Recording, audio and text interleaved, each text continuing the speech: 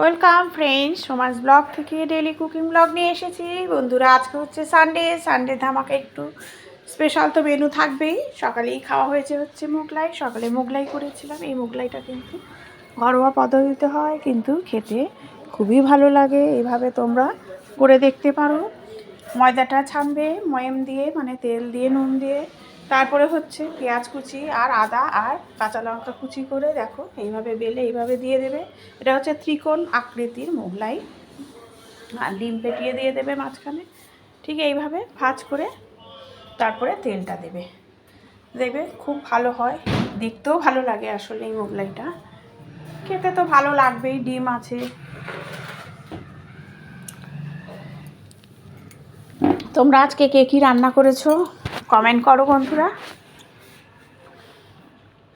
তোমরা সবাই কেমন আছো? আশা করি তোমরা সবাই ভালো আছো। সানডে স্পেশাল সবারই নিশ্চয়ই কিছু না কিছু স্পেশাল রান্না হচ্ছেই। আর দেখতে থাকো, আজকে ভালো ভালো রান্নার রেসিপি দিয়েছি, কিন্তু প্রত্যেকটা রান্নাই তোমাদের কাছে আশা করি ভালো লাগবে। দেখো মোগলাইটা কত সুন্দর ফুলে উঠেছে।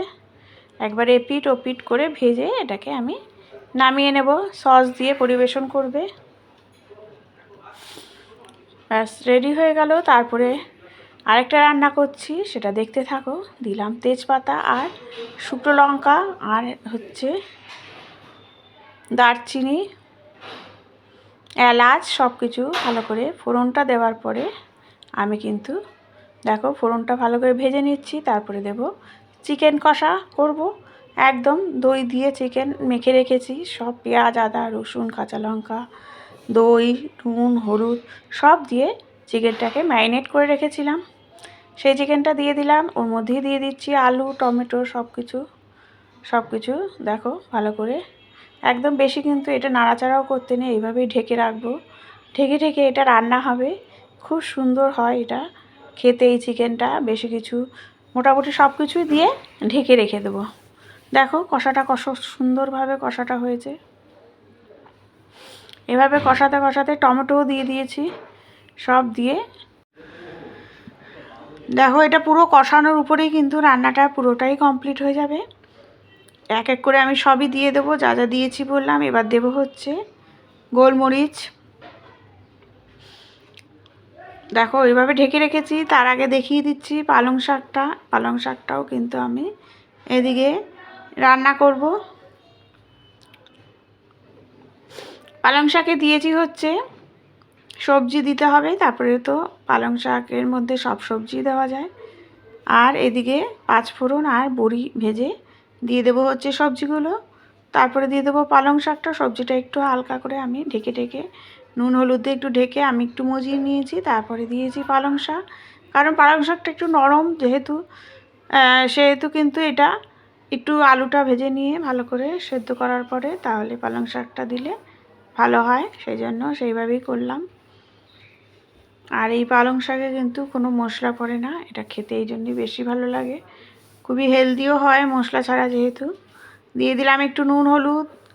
পালং শাক থেকেই দেখো জল বেরোবে এক্সট্রা, কিন্তু এক ফোঁটাও জল লাগে না।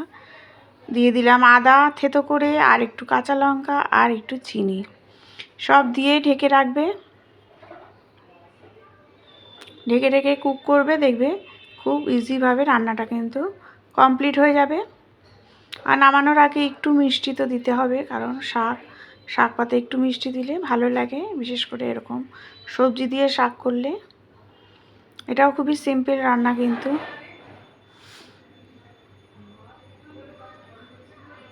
একটু আটা ছিটিয়ে দিলাম যাতে বেশ কাই হয়। কাই হলে খেতে ভালো লাগে। ব্যাস এইভাবেই নামিয়ে নেব। তারপরে হচ্ছে লতি করব, চিংড়ি মাছ দিয়ে লতি।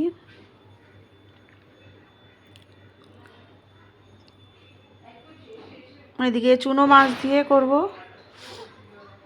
হচ্ছে চুনো মাছ চচ্চড়ি। আর লতিটা কিন্তু আমি আজকে করব না, রেডি করে রেখে দিয়েছি।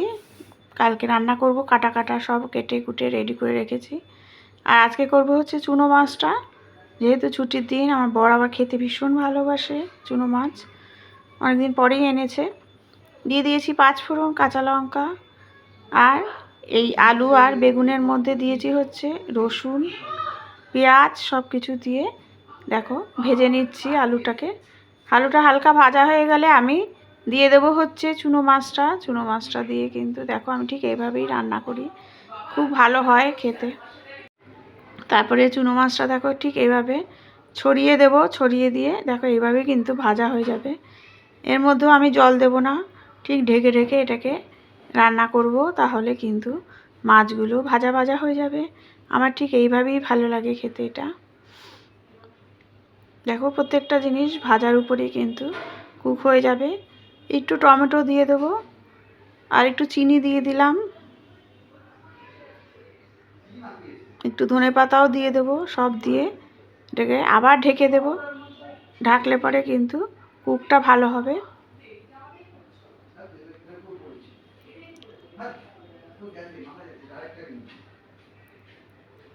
ব্যাস রেডি হয়ে গেল। দেখো কত সুন্দর দেখতে হয়েছে, খেতেও কিন্তু এই চুনো মাছগুলো খুব ভালো লাগে।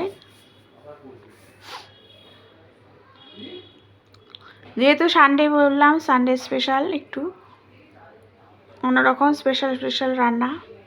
আর এদিকে করব কাই,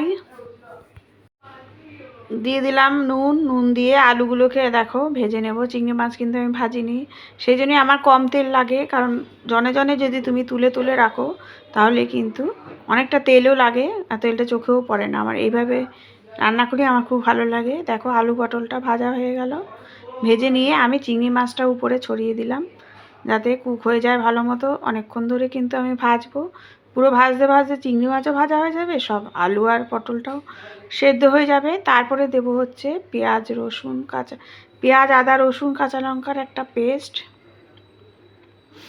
এখন দিয়ে দেবো টমেটোটা দেওয়ার পরে যেহেতু জলটা কেটেছে চিংড়ি মাছ দেওয়ায়, এটাকে কিন্তু আমি পুরো টানিয়ে নেব। এই সময় কিন্তু গ্যাসটা একদম বাড়িয়ে দেবো যাতে চিংড়ি মাছটা ভালো মতো ভাজা হয়ে যায়। তারপরে দেখো পেঁয়াজ আদা রসুন দেওয়ার পরে একটু পেস্টটা দেওয়ার পরে কাই হলে জলটা দিয়ে দিলাম।